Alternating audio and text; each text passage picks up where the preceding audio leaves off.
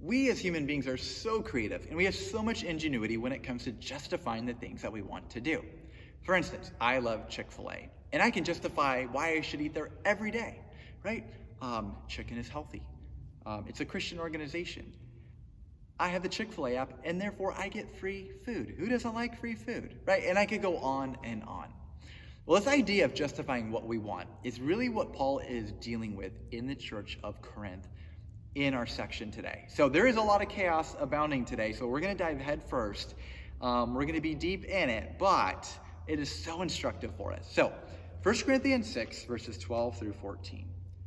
I have the right to do anything, you say, but not everything is beneficial. I have the right to do anything, but I will not be mastered by anything. You say food for the stomach and the stomach for food, and God will destroy them both. The body, however, is not meant for sexual immorality, but for the Lord, and the Lord for the body.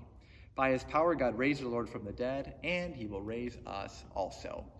So Paul is responding to the argument that basically goes something like this. Well, since our bodies are dying, and they are of the earth, and they're not like the spiritual part of ourselves, like our soul, we should be able to do whatever we want with our bodies. Now, isn't it interesting that even as 2,000 years have gone by, that the things we attempt to justify really haven't changed all that much? Now, the word that Paul uses for body is the word soma. And the word soma encompasses so much more than our physical bodies. This word has to do with our personality. It has to do with really the whole person, the real self.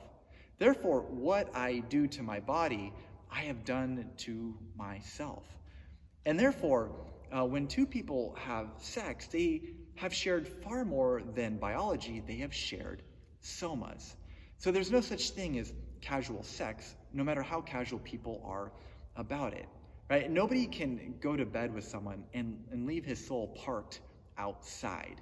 So the demand for restraint is not like a killjoy rule. It's just a respect for reality.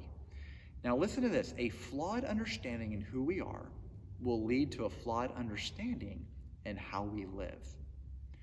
Okay, so therefore, Paul is attempting to correct this flawed understanding of really who they are so that they may live out their faith in healthy ways. So we cannot commit sin with our bodies without damaging our souls because they are inseparably linked. And so Paul's highlighting the importance of the physical realm. Right? Jesus was resurrected with a physical body, and so will we. So we too will receive a resurrected body one day. And so we will not be disembodied spirits floating on pink clouds, but instead we'll have actual bodies freed from sin. While we do have a great number of freedoms as Christians, our freedom is never to be used in a way that is damaging to ourselves or others. Or it's not to be used in a way that demonstrates a flawed understanding of reality. So remember, a flawed understanding of who we are will lead to a flawed understanding in how we live. So I want to leave you with this question.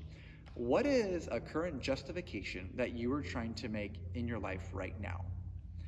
Is this thought, is it from God, or is it a product of your own mind?